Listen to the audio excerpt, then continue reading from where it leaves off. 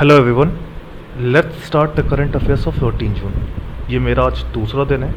चलिए शुरू करते हैं। यूनियन शिपिंग मिनिस्टर ने अप्रूव किया है revised cost estimate of 123.95 crore rupees for shipping repair facilities in Andaman and Nicobar island. इस टाइम आपको ये बताना है कि प्रेजेंट शिपिंग मिनिस्टर कौन है।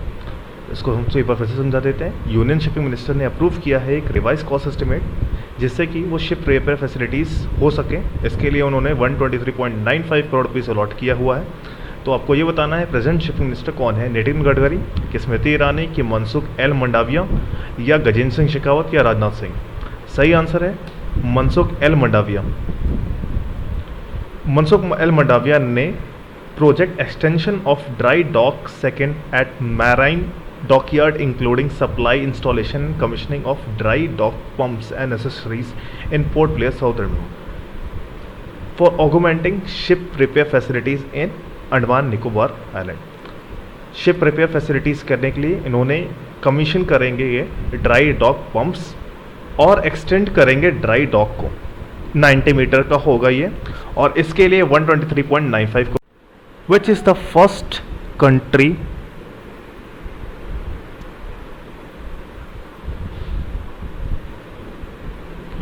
which is the first country in the world that runs double stack container train in OHE electrified region।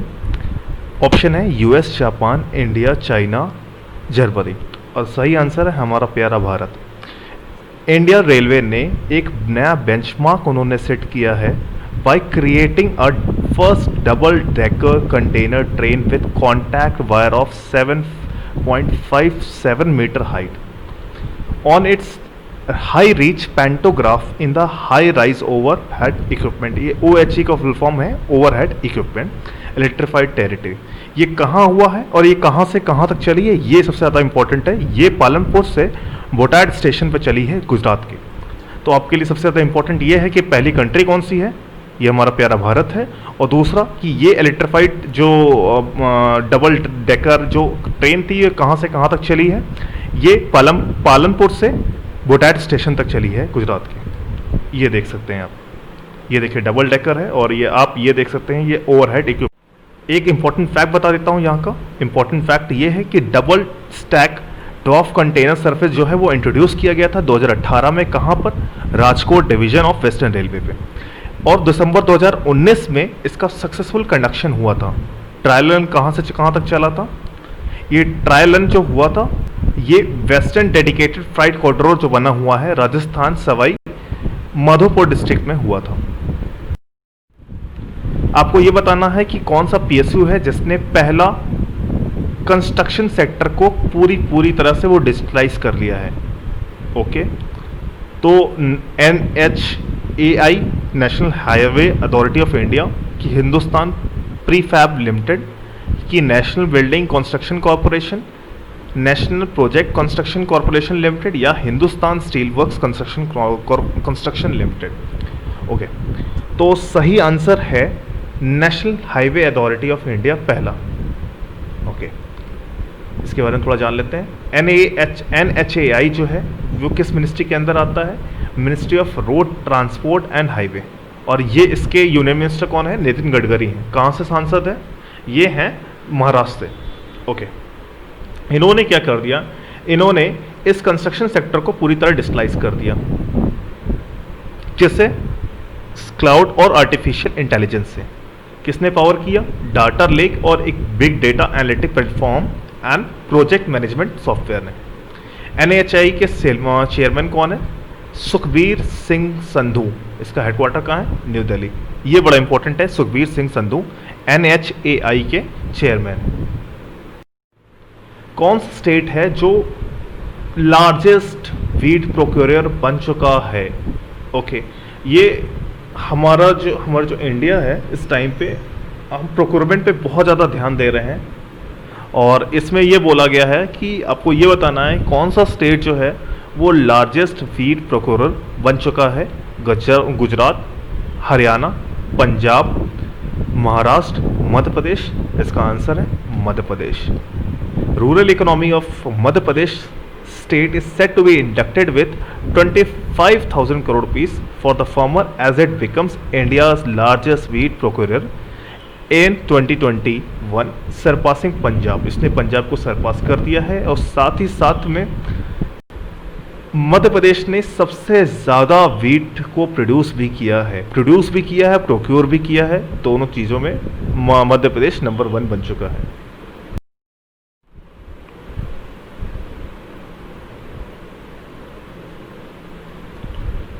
पहला state कौन बना कंट्री का जिसको ISO सर्टिफिकेशन रिसीव हुआ है for tribal hostel under mission Suvidya?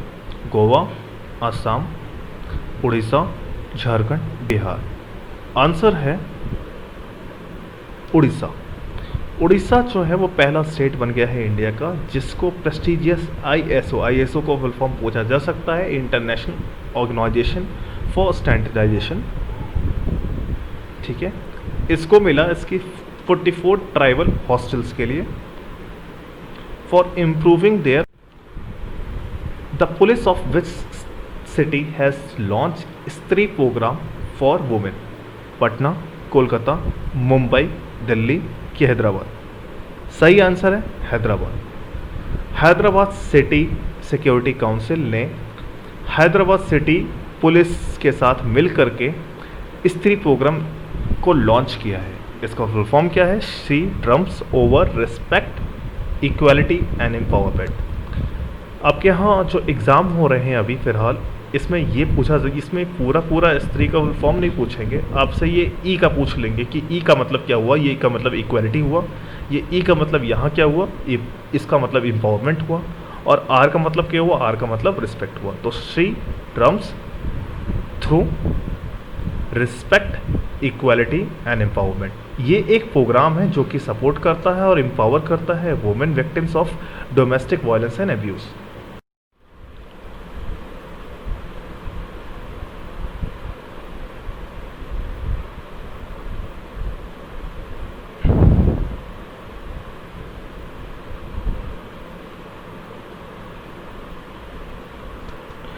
Name the scheme, उस scheme के बारे में बताइए जो कि इनिशिएटिव है NCDC का, and it was launch by union minister Narendra Singh Tomar providing paid internship to the youth. तो NCDC का एक इनिशिएटिव से जो स्कीम बनी है उसको हमारे यूनियन मिनिस्टर नरेंद्र सिंह तोमर ने लॉन्च किया है, जिससे कि पेड इंटर्नशिप प्रोवाइड करा जाएगा यूथ के लिए। तो वो स्कीम का नाम क्या है वो आपको बताना है। स्वनिधि, स्वामित्व, ग्राम स्वराज, सहकार मित्र के समृद्धि? सही आंसर है सहकार मित्र। नरेंद्र सिंह तोमर जो कि union agriculture and farmer welfare minister हैं, उन्होंने सहकार मित्र को इनॉग्रेट किया जो कि स्कीम है on internship program for the NCDC। NCDC का फुल फॉर्म पूछा जा सकता है, क्या है? National corporate. किस स्टेट या यूनियन टेरिटरी ने लॉन्च किया है बाल श्रमिक विद्या योजना? जम्मू एंड कश्मीर, उत्तर प्रदेश, न्यू दिल्ली, मध्य प्रदेश की पुडुचेरी? सही आंसर है उत्तर प्रदेश। उत्तर प्रदेश के CM जो है योगी आदित्यनाथ ने बाल श्रमिक विद्या योजना को लॉन्च किया। किसके लिए? चाइल्ड लेबर्स के लिए। ये लॉन्च इस line with world day against child labour. ये कब होता है? ये 12 जून को होता है। यूपी के लेबर मिनिस्टर स्वामी प्रसाद मौर्य जी भी इस टाइम मौजूद थे। एम क्या है इस योजना का? कि to educate orphans and worker children. RBI ने बैन कर दिया है people cooperative bank from granting fresh loan and accepting deposit for 6 month. तो आपको ये बताना है कि हेडक्वार्टर कहाँ है पीपल कोऑपरेटिव बैंक का? नोएडा, नागपुर, हरिद्वार, कानपुर या रांची? सही आंसर है कानपुर। RBI ने रिस्ट्रिक्ट कर दिया है पीपल कोऑपरेटिव बैंक को, जो कि लोकेटेड है कहाँ पर? कानपुर, उत्तर प्रदेश में। अब ये फ्रेश लोन नहीं ले सकता है और डिपॉजिट एक्सेप्ट नहीं करेगा 6 मंथ के लिए, जब तक अपने, और ये तब तक नहीं करेगा जब तक फाइनेंशियल पोजीशन इसकी नहीं सुधर जाती है। और ये बैंक को ऑल भी बेयर्ड कर दिया जाए है। अब ये ना सेल कर सकता है, ना ट्रांसफ़र कर सकता है, ना डिस्पोज कर सकता है किसी तरह के प्रॉपर्टीज़ या एसेट को। कौन सा पीएसपी है, इसने रीलॉन्च किया है Aadhaar based online insta saving bank account. SBI, Punjab national bank, Canara bank, united bank of India या इंडियन बैंक? सही आंसर है state bank of India. State bank of India ने रीलॉन्च किया है SBI insta saving bank account. ये एक Aadhaar based instant digital saving account है for customer using the YONO platform. अच्छा, एसबीआई जो है इस टाइम डिजिटल बैंकिंग पे काफ़ी स्ट्रेस दे रहा है और उन्होंने अपना एक योनो ऐप लॉन्च किया है जिसके थ्रू वो Aadhaar based instant digital savings account open करेंगे, जो कि कंप्लीट पेपरलेस होगा और इंस्टेंट डिजिटल सेविंग्स अकाउंट होगा। और ये अकाउंट ओपन हो जाएगा सिर्फ और सिर्फ पैन कार्ड और आधार कार्ड की हेल्प से। According to global trade update 2020 जो कि रिलीज़ कर दिया है, release by UNCTAD, international trade जो है वो 27% के रेट से फॉल होगा in second quarter of 2020। Where is the headquarter of UNCTAD? Geneva, New York, new Delhi, Rome कि लंदन? और सही आंसर है जेनेवा। जेनेवा इसका सही आंसर है। Okay, who has received the 2020 world food prize laureate? Ratan Lal, Nishant Kesena, Asha Sahu या JK ठाकुर या शेनोगी केसी? सही आंसर है रतन लाल। 76 ईयर के ये इंडियन अमेरिकन सॉइल साइंटिस्ट हैं डॉक्टर रतन लाल। इनको वर्ल्ड फूड प्राइज लॉटरेट मिला हुआ है, okay, for developing and mainstreaming soil centric approach. ठीक है, जैसे कि फूड प्रोडक्शन को जो है वो इम्प्रूव करेगा, उसको बढ़ावा मिलेगा और कंजर्व किया जाएगा नेचुरल रिसोर्स, और ये मिटिगेट करेगा क्लाइमेट चेंज को। अच्छा, ये पूछा भी जा सकता है कि ये इनका जन्म कहाँ हुआ था, तो ये कारियाल जो वेस्ट पंजाब है वहाँ पर इंडिया में हुआ था। अच्छा, ये पूछा जा सकता है, यह फन फैक्ट आप याद रख लीजिए कि पहला वर्ल्ड फूड प्राइज़ किसको मिला था? MS स्वामीनाथन को मिला था पहला world food prize Indian case पे। पहला अगर इंडियन पूछा जाए तो MS स्वामीनाथन आंसर होगा। ये हैं आपके Ratan Lal. Okay, third India association of south east Asian nation, ASEAN जिसे बोलते हैं, ओके, उसका यूथ डायलॉग 2020 हुआ था। ये वर्चुअली हुआ 8 से 10 जून 2020 में। Which country holds the presidency of ASEAN in 2020? इसका आंसर है वियतनाम। अच्छा, एशियान में कितने कंट्रीज़ हैं? 10 कंट्रीज़ हैं। एशियान जो है वो इंडिया के एक्ट ईस्ट पॉलिसी को बहुत बढ़ावा दे रहा है, उसको बहुत अपलॉड कर रहा है, अपलॉड कर रहा है उसको। और थोड़ा और बताते हैं इसके बारे में। Third Indian association of south east nation जो है यूथ डायलॉग, वो कहाँ पर हुआ था? मैंने बताया था 8 से 10 तक हुआ था। ये फोकस करेगा कोरोना वायरस पैंडमिक को। The meet has regard the youth as a vehicle of change who are playing a pivotal role in leading the fight against the pandemic. इस टाइम चेयरमैनशिप किसके हाथ में? वियतनाम के हाथ में। अच्छा, ये 10 कंट्रीज में बढ़ती रहती है, कभी वियतनाम में आ जाएगा, कभी कम्बोडिया में आ जाएगा, कभी मलेशिया आ जाएगा, कभी फिलीपींस आ जाएगा। ऐसे थोड़ा सा एशियान के बारे में जान जाते हैं। एशियान में अभी तो हमने बताया ना 2020 चेयरमैनशिप किसके पास में है? वियतनाम के पास में। चेयरमैन कौन है? न्गुयेन जुआन फुक है। सेक्रेटरीट कहाँ पर है इसका? जकार्ता, इंडोनेशिया की राजधानी भी जकार्ता है। ओके, सेक्रेटरी जनरल कौन है? HE होई, याद रखेगा, ठीक है, आपको याद रखने में थोड़ा आसानी होगी। HE होई। मेंबरशिप कौन है? 10 स्टेट्स हैं, मतलब 10 कंट्रीज़ हैं। Brunei, Darussalam, Cambodia, Indonesia, Laos, Malaysia, Myanmar, Philippines, Singapore, Thailand and Vietnam. और एक ऑब्जर्वर है Papua New Guinea. The petroleum and natural gas ministry ने 3 मेंबर की कमेटी को फॉर्म किया है जो कि इंक्वायर करेगा असम ऑयल वेल डिज़ास्टर को। अभी असम में एक ऑयल वेल डिज़ास्टर हुआ था। आपको ये बताना है कि इस कमेटी को हेड कौन करेगा, कि इस पैनल को हेड कौन करेगा। ओके, SCL दास इसके कमेटी को हेड करेंगे।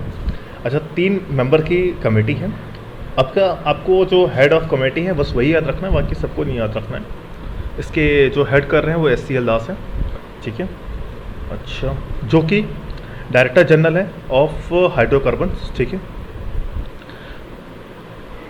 ओके, ये देखिए, ये आप देख रहे हैं, ये हुआ था असम ऑयल वेल डिजास्टर हुआ था। Which institute ranked top among the Indian institute in the Nature Index 2020 rating? Chinese Academy of Science top overall ranking। इसमें ये पूछ रहा है कि किस इंस्टीट्यूट ने टॉप रैंक किया है among Indian institute in nature index 2020 rating. Nature index 2020 ने रेट किया है, उसने फिर इंस्टीट्यूट को रेट किया है। उस हिसाब से वैसे देखा जाए तो चाइनीज़ एकेडमी ऑफ साइंसेस जो है उसने टॉप किया है। तो पूछ रहा है कि ये इंडियन जो इसमें रखे गए थे उसमें से किसने टॉप किया है। तो आपके ऑप्शंस हैं TIFR, CISR, IISc Bangalore, JNCSR और IACS।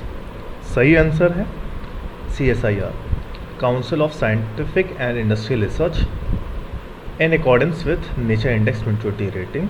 इसमें 3 ऑटोनोमस इंस्टीट्यूशन जो DST के हैं वो उसमें हैं, और वो जो हैं वो टॉप 30 में है। ओके, इसको ग्लोबली टॉप किया था किसने? इसको ग्लोबली टॉप किया है CAS में, Chinese academy of sciences, China ने। और जो हमारा CISR है वो ग्लोबली 168 पोजीशन पे, और पहला अमंग इंडियन इंस्टीट्यूशन। किस इंस्टीट्यूट ने पार्टनर किया है with Kerala based startup VST mobility solution to launch internet of things based BIN and UV spot? Central institute engineering research institute, Shri Chitra Tirunal institute for medical science and technology, and national institute of science technology and development studies, central scientific instrument organisation, national institute of science communication and information resource. सही answer है श्री चित्र tribunal institute for medical science and technology. Okay, इसने जो है मतलब इन दोनों ने मतलब पार्टनर किया है और इसने लॉन्च किया है internet of things based BIN and UV spot. इसके हेल्प से क्या है कि हम जो यूज़ कर चुके हैं, जो मास्क हम लोग यूज़ कर चुके होते हैं, या जो ये जो हमारे जो मेटेलिक डिवाइसेस हैं, इनको हम लोग सैनिटाइज कर सकते हैं, डिसइंफेक्ट कर सकते हैं। ओके ओके, किस कंट्री ने टॉप किया है फीफा रैंकिंग में, जो कि रिलीज हुई जून 11, 2020 में? Belgium, France, Brazil, Poland and Argentina. इसको फिर से वही बेल्जियम ने टॉप किया है, और इंडिया जो है वो 108 पोजीशन पे है। India has retain the 108 position with 1187 points as international football has been suspended since March due to the COVID-19। Okay, Qatar जो है वो होस्ट करेगा FIFA World Cup 2022। Second number पे कौन है? फ्रांस है। थर्ड नंबर पे ब्राज़ील। ये पूछा।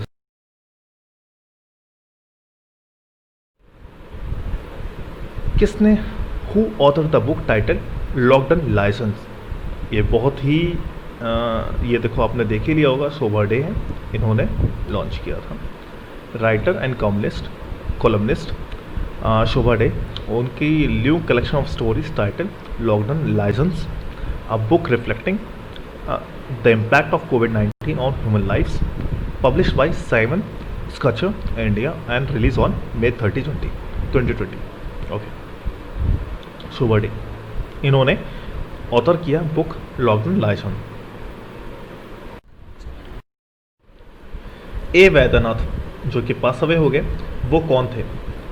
प्रोफेसर थे, क्रिकेटर थे, आर्किटेक्ट थे, स्टंटमैन थे, हिस्टोरियन थे?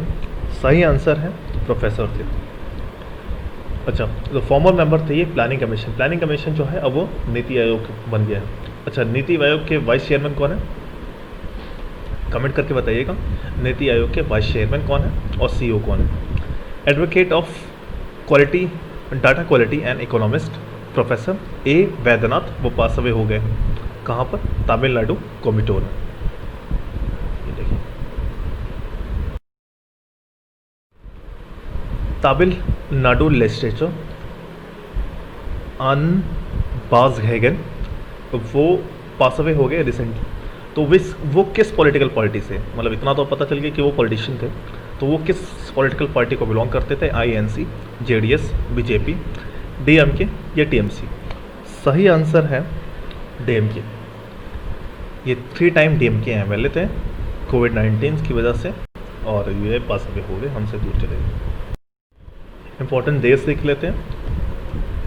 12 जून को world day against child labour होता है 2020, जो अभी देखा रहा था यूपी में एक स्कीम चालू हुई थी, उसी के चक्कर में। कोविड-19 protect children from child labour now more than ever.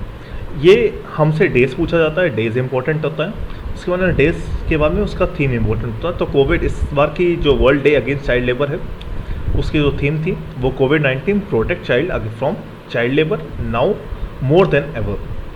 Second है ग्रीन मिजोरम डे 2020, जून 11। इसी तरह हम लोग एंड करते हैं सेशन को। Please like, share and subscribe.